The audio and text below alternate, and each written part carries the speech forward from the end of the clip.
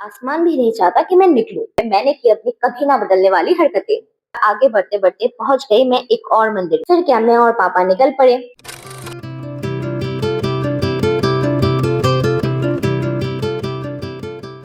Hi guys, ये मेरा पहला व्लॉग है तो थोड़ा एक्साइटमेंट ओवर द टॉप तो होगा। सुबह से बारिश ऐसे हो रही थी कि आसमान भी नहीं चाहता कि मैं निकलूं। अब ट्रेन तो मुझे लेने आती नहीं तो मैं पहुंच गई स्टेशन और इसी रेलगाड़ी ने मुझे उतार फेंका गुवाहाटी की सड़कों पे। होटल के फुल साइज मिरर पे थोड़ा पोज करना तो बनता है।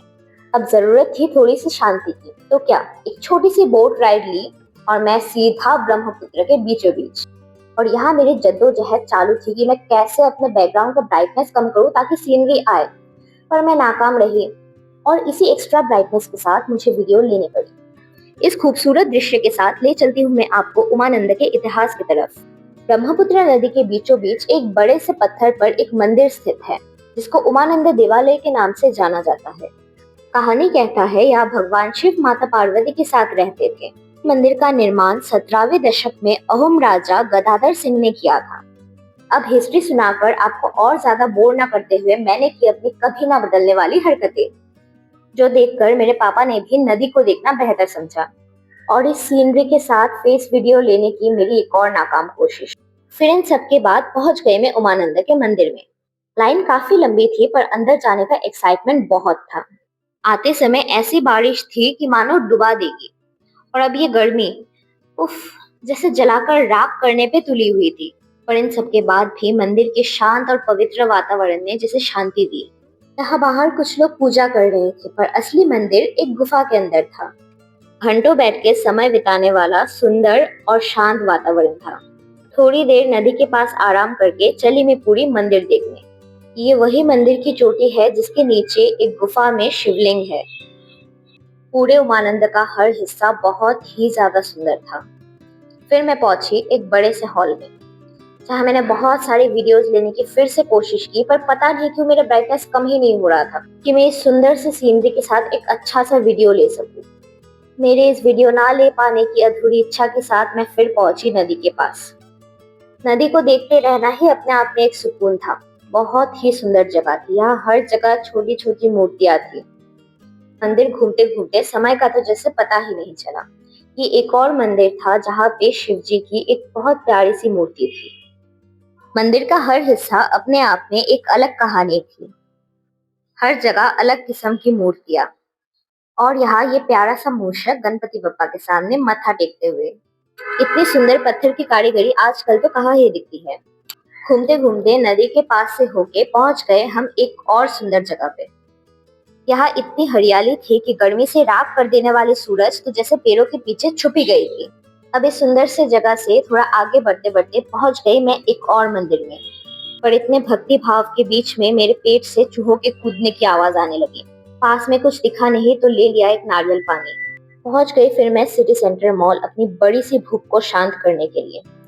बहुत ज्यादा मैं थक चुकी थी और अब बस एक ही इच्छा थी कि कुछ खाने को मिले और मेरा पेट भरे। इस चीज के लिए फूड कोर्ट से बेटर और क्या ही ऑप्शन हो सकता था। मॉल के 3rd या 4th फ्लोर में आई गेस बहुत सारे छोटे छोटे तंबू बंधे हुए थे जहाँ बहुत सी प्यारी प्यारी चीजें थी, पर मेरी नजर फूड कोर्ट से हट ही नहीं रही थी। तंबू की सारी चीजों पे थोड़ी नजर मार के मैं दौड़ चली फूड कोर्ट तक।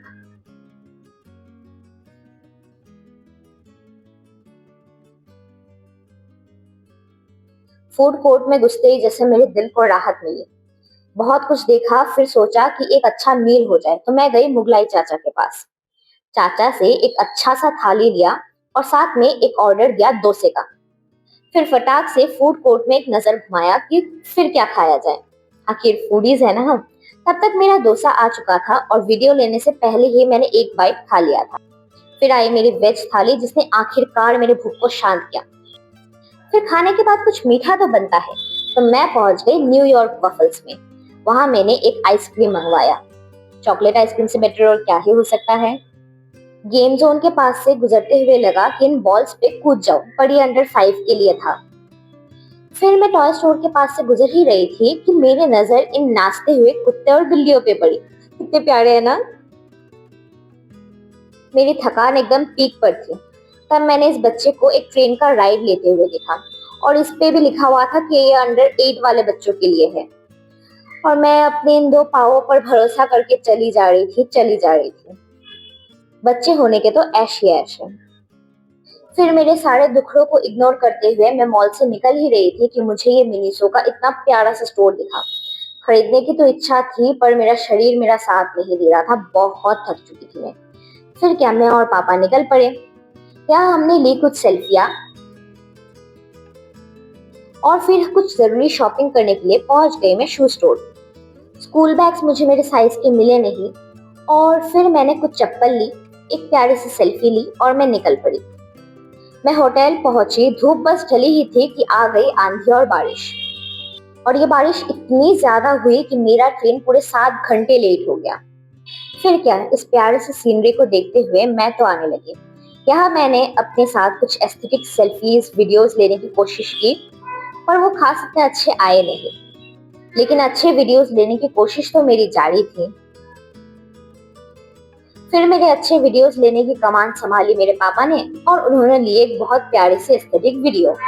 वैसे काफी अच्छी वीडियो आ गई थी और टनल भी था तो सोने पे सुहागा। वीडियोस का सिलसिला जारी रहा और मैंने ली बहुत सारी अच्छी अच्छी सेल्फीज और वीडियोस। अब कुछ दिन इंस्टा में कंटेंट की कमी तो बिल्कुल नहीं होगी।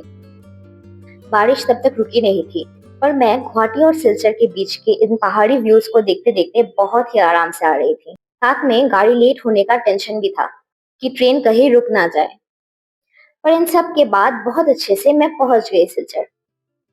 पर यहाँ कहानी खत्म कहाँ हुई थी। सिलचर आने के बाद भी घमासान बारिश हो रही थी और इतनी बारिश हो रही थी कि बहुत जगह में फ्लड तक आ गया था। जो भी हो, मेरा ये ट्रिप तो यादगार रहा और इसी के साथ मेरे फर्स्ट ब्लॉग की शुरुआत भी हो गई। और भगवान ने चाहा तो अब ये सफर नहीं रुकेगा। इसी तरह के कंटेंट के लिए मेरे चैनल की सब्सक्राइब की घंटी दबा दीजिए और लाइक और शेयर कर दीजिए। मिलती हूँ आपसे अगले वीडियो में, तब तक के लिए बाय।